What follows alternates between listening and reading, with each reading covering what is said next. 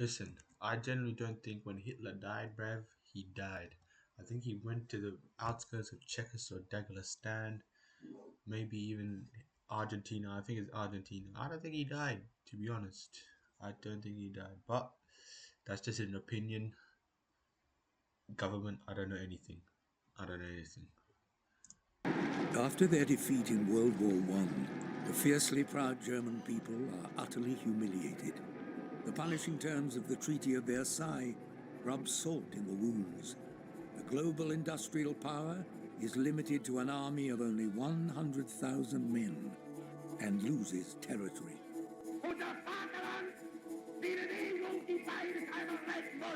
Hitler was an interesting character.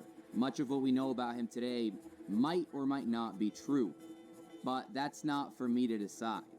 We'll never actually know because I don't think half of it is true. Again, it is all propaganda and all that. Just like what they say about North Korea. I don't think North Korea is exactly how the Western media display it. Just like how in North Korea they probably display the Western as a shithole, but it is. But obviously, you will never really know the truth about something, especially people like me who will never be anything in life, bruv. Nah, I will. I believe in myself. history is written by the victors. What we do know is that in the current day and age, there is a war in Gaza, that Jews own the major banks in the world, and that JFK was assassinated for questioning their power over the US financial system. And we only know this because Elon Musk bought Twitter, opening it up to a world of uncensored free speech. Are they this powerful because they work together, unlike most others? Probably. But this isn't a video about Jews. It's a video about their Voldemort. What repercussions came to those who slaughtered millions? In a day and age where we see that happening in front of our own very eyes, scrolling TikTok to the next video of mass genocide. That begs the question, do these people lack the right to live because you can only see them through a black and white drone high in the sky? And to you, it's just a video game? Or is it because of the pigmentation of their skin? Can any of it be fixed? Or is it years of indoctrinated hatred between both sides? And will society ever learn from history? Or will we continue to repeat ourselves generation after generation? Before we dive into this video will 100% be demonetized because of the harsh topics that we will be discussing. But I believe as a society we cannot evolve without asking these questions. So this video is sponsored by Arab Uncut. Arab versions and places in the world. You see, Location right here is the location of the Führer bunker, where the man with the mustache, Hitler, is rumored to have killed himself. This exact location. But we all know he didn't actually kill himself. He escaped to Argentina and disappeared with many of his Nazi comrades. Today, it's just a parking lot where people host tours and come and tell you that this is where Hitler died. This exact land. A parking lot. The bunker itself was destroyed as soon as the Western Allies got there. But the question has come up recently, with the purchase of Twitter, allowing more free speech across the world. This name that was once taboo to say, like Voldemort, has now been in the news, in the tweets, and the mainstream media more often. Now I need to be quiet while asking these questions, because here in Germany, it's illegal to question certain things of the Holocaust. It is illegal to crack the wrong Holocaust joke. You can be sentenced to prison for hate speech, for a joke. Years ago, a YouTuber by the name of Count Dankula taught his dog to do the Nazi salute. As a joke. He taught his dog to do a Nazi salute. As a joke. He spent years battling the court system and prison until he was eventually freed. Mainstream media, YouTubers covering it, all over a simple joke. So that does beg the question. And with the modern historical climate, wars occurring across the world, this name has become more popular than ever. Join me today as we journey across Germany to the Nuremberg Trial Courthouse and to Landsberg Prison, where Hitler wrote his famous book, Mein Kampf. If you head just 1.5 miles down the road from the parking lot, where Hitler's actual bunker was, is a recreation of Hitler's bunker, mainly built to be a tourist trap. Inside of it is just like museum kind of stuff where, you know, they give you history on each piece and blah, blah, blah. But all of that is recreations. We're not interested in that today. We're interested today in documenting exact locations of history to pose some tough questions as we drive our way through Germany and the history of World War II. So from there, I took a 6-hour road trip to Nuremberg, a city where the trials of Nazi generals were conducted after the war. Not to be confused with Nuremberg, which is where the famous racetrack is. Nuremberg is where the trials happen, isn't it? I know about the Nuremberg trials. This courthouse right here is where the Nazis were tried for war crimes in 1945 after the World War. If you look, it's been made into a memorial where you can basically pay to get a tour of a recreation of the courtroom. Right here are the 4 flags: America, the UK, the Soviet Union, and France, which are the Western allies that took down the Nazis. It's quite interesting to be here. It's actually surreal. You feel some chills in your body that so much history occurred here. Obviously, I'm in character, wearing a nice hat that I found at a store, just to, you know, feel like I'm part of the vibe. Maybe shouldn't be wearing it here, but, you know, as we walk through and take a look at this beautiful architecture here in Nuremberg, this is actually one of the cities that wasn't destroyed during the World War. So that's one of the reasons the trials were held here, and it was to also try the Nazis on their own turf. Many Nazis escaped to Argentina during the end of the war, but the ones that didn't, the leaders were tried here, in these exact buildings behind me. They were tried for war crimes. They were tried for crimes against humanity, and they were tried for crimes against peace. What do those mean? Crimes against peace means starting a war. War crimes means torturing prisoners of war or killing them in inhumane ways, and crimes against humanity are killing innocent civilians. What's even crazier is I am filming this video less than 12 hours after the arrest warrants were put out for Netanyahu by the International Criminal Court, the ICC. And it's a funny topic to think about as I stand outside the Nuremberg trials, not even picking a side. When you look at what's happening right now in the war in the Middle East, I can't say the name of the country because this video will get shadow banned. But when you look at what's happening there, you know, with 30,000 innocent civilians dying under the guise of eliminating a terrorist organization, standing here outside the Nuremberg trials, where Nazis murdered hundreds of thousands of Jews and then said never again. And as a society, we see videos of it happening again. And they claim it's under the guise of self-defense. We all know that it's for more power in the Middle East.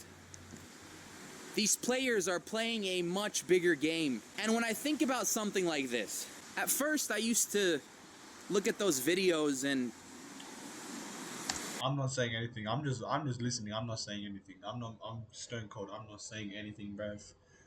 I'm 18 years old, Rev. Relax. Yeah, I'm just listening to him. I'm not saying a single thing. wonder how somebody can commit such cruel acts. Now, after seeing so many dead civilians and children, you know, fiending for hunger, not having food, as I stand outside the Nuremberg trial courthouse here at the Palace of Justice, I'm desensitized to it. You're probably desensitized to it. We scroll TikTok and we watch these as if they're just regular videos on TikTok. You know, one TikTok being a child hung, and then you scroll to the next TikTok and it's your favorite content creator cutting a cake with a hot knife. And we often forget that one is real life and the other is just a fun piece of content.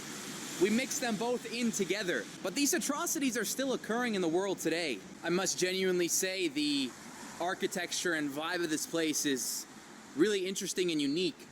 So if you look at this building, I mean, this looks straight out of like a Mary Poppins movie. You got the grass growing, you know, the vines on the outside of the building. And then you come out here onto the main road. And Nuremberg has one of the most unique architectures I've seen, right? It's one of the cities that was practically untouched during the World War. So it still maintains its old architecture. Just want to take a walk through the city. The sun is coming out right now. And I'm sure I'm attracting a lot of attention because of my hat. But this is not the kind of hat that you think it is. This hat actually is a Amsterdam souvenir hat. Not the kind of hat that would make you raise your hand in salute here in a city like this that holds so much history. Truly a stunning place. The city is full of history. I mean, you look in front of me, look at this truck. Where would you ever see a truck like this? This truck looks like it's straight out of the World War. This truck looks like it was used to transport never mind. Out of all the German cities I've been to so far, Frankfurt, Berlin, Cologne, Dusseldorf, Nuremberg seems to... I'll be honest, the only reason I know half these German cities is because of the Euros and the Bundesliga. Like, I'll be honest, bro. Like, Nuremberg wasn't... I don't think Nuremberg has a team or a stadium. But I know about all these things because of Bundesliga and the Euros that happened in Germany. Shout out to Germany. You have some good history. to have the least amount of graffiti, right? The little bits of graffiti that it does have tend to be on these electric boxes. Even the graffiti on the walls, very small graffiti, the rest of it has been washed off, you know, almost preserving its history. And as you walk down the street, every street just has this unique art to it, man. But if you look in front of me, right across the street from the church, are cab signs, which if you're not familiar, if you're not from America or Europe and you're watching this, this means all cops are bad. That is a psyop. If you don't know what a psyop is, a psychological operation to make crazy people band together and believe that a society without law and order is better than one with. Guys, as someone who has been in the heart of Haiti, where there is no law and order, I can assure you that a society with law and order, as much as you might disagree with some of the laws and orders, is much better than one without. But in order to keep a society, you know, in peace and maintain the equilibrium of society altogether, you need law and order, guys. You cannot leave people to create that law and order themselves. They will turn into savages. You're seeing it happen in California. You know, you're seeing it happen in the west coast of the USA where people have too many freedoms. Hello. Where are you guys from? Nuremberg? Are you guys walking with your school? Yeah. What, just doing like a tour? No, we had like a little meeting Oh yeah? from the work. You guys like smoke between classes and Yeah, of course, right now. Nice, bro. Do you have some? You want to? I'm tweaking. I see. Where you from? USA. Yes? Yeah. Okay. Can I get a salute? Like with the right hand? Germans are hilarious, by the way. But Germans, they're confined. They're not allowed to joke about certain topics, so they have to be less funny than they are. I do understand it's quite new and uncommon for me to talk about architecture so much on this channel. But when you stare at the exact difference here between modern architecture, old European architecture, it makes you appreciate, right? There's no art to this. There's no flavor. You know, whereas this building right here, it's beautiful to look at, right? It's got statues on the top of it. It has these beautiful art pieces woven into the columns. and then you turn across the street and it's this ugly ass square building, you know, American style architecture. Another beautiful thing about this city is while you're on the main road where all the cars are, just under there's this massive gap between here and the old town.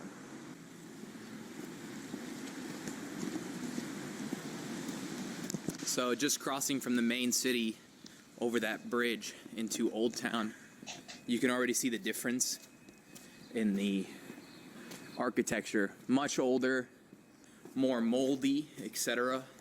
You can see how tiny the doors are in Old Town. That's how tiny the doors are in Old Town, Nuremberg, Germany. So you walk a little bit through Old Town. This is where I've been told Old Town is. And it's all very modern shops. T-Mobile, H&M, Zara. Don't know if I'm really in Old Town or maybe they've just turned it very new and, you know, commercial. What's this one? Are you streaming? Where are you from? Me? Yeah. Where do I look like I'm from? You talk like you're from America. What? You think I'm that stupid? Where are you from? Lebanon. Oh, okay, nice. I'm an American, yeah. You just for holidays here or? No, bro, I'm exploring, I'm learning about Hitler. Oh, no. What? Don't learn something about. Well, it's good to know history, right? Ah, okay. 'Cause history- Just for history. Yeah. Okay, fair. History repeats itself. What's your YouTube channel? Don't you see it happening right now in front of us in the modern world?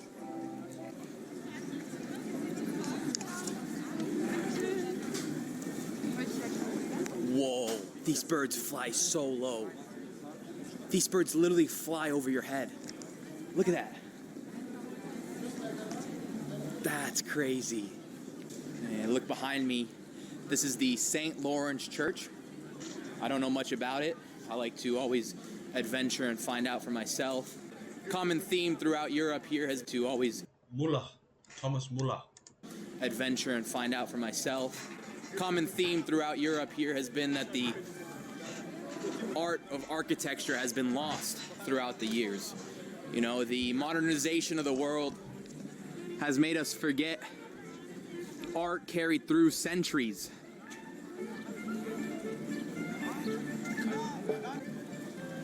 And the thing that you need to appreciate with these churches is that these drawings on the wall tell a story. You know, these are stories saved through art, like hieroglyphics. They tell a story from their era. They tell 5 detailing one of his can support a YouTube channel who is laying it out all on the line for you to see content like this in front of Hitler. There's videos of guns held up to my head in the slums of Egypt. There are exclusive videos that I've removed off YouTube of the most dangerous slums in Morocco, as well as being led into an alley by one of Brazil's most dangerous gangs and having to talk my way out. So, I'll see you guys on ArabUncut.com.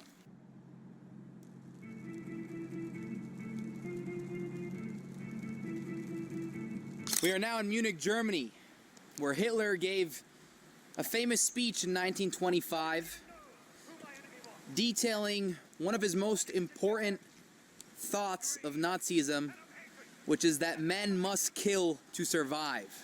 The Krone, which is now a theater where circus events are held, was a spot where he had famous speeches. This exact ground right here behind me is where he persuaded hundreds of people into the ideas of Nazism, where he held speeches and rallies. And that is the end of the Hitler video.